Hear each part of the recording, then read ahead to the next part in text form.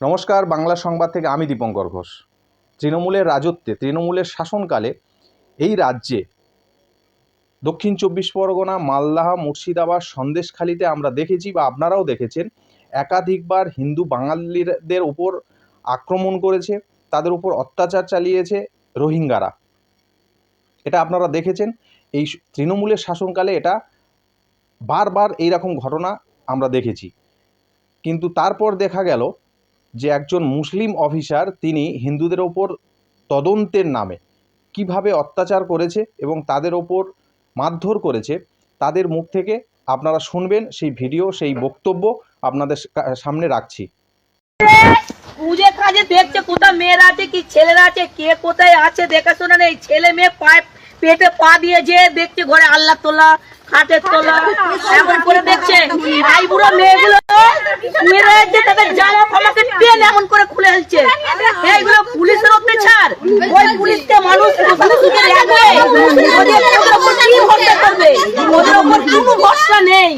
মুসলিমদের পুলিশ বলে হিন্দুদের ওপর এত অত্যাচার করছে, মুসলিমদের পুলিশ বলে হিন্দুদেরকে একদম দেখতে পারেনি, এত অত্যাচার করছে। এত অত্যাচার করছে, এতে কি করে থাকবে, দেশে কি করে বাস করবে? আমাদের ছেলেগুলো মার্ডার হয়ে যেত, আমাদের ছেলেগুলো আজকে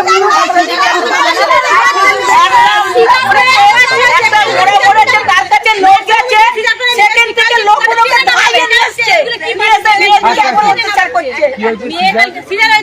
আমি তো দাঁড়িয়ে আছি, মেয়ে তার বাইরে থেকে এসে আমি দাঁড়িয়ে রয়েছি, গিয়ে শুধু কপাটা দেখে সেই মাত্র দেখেছি তাকে নাম ধরে বলছে, নাম ধরে তার ডাকছে, বলছি বাড়িতে নেই। কেন এই যাই তার বাড়ি, আমার মেয়ে সিজারে মানে খাট থেকে টেনে নামাচ্ছি, সেই তো কালকে আমি নিয়ে আসছি। সিজারে বাচ্চা মেয়েটাকে টেনে নামাচ্ছে, আমার মেয়ে একা ছুঁয়ে আছে, তাকে সে মেয়ে কি ভাষা এত মুখ ছোট করছে, রাখা যায় না, এত মুখ ছোট করছে। চাদরকে সরিয়ে নিচ্ছে, আমাদের জামাকে ছিঁড়ে দিচ্ছে। আমি আমার পায়ে ধরে গেছে, আমাকে আমার মাথা মেরেছে, আমি কোচাতে পড়ে গেছি। কে ছিল বড় বাবু?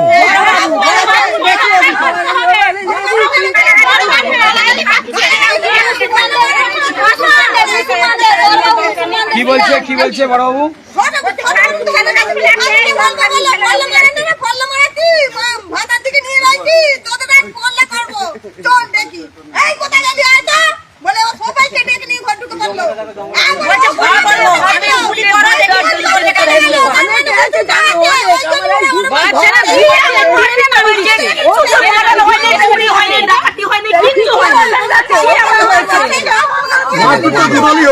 হচ্ছে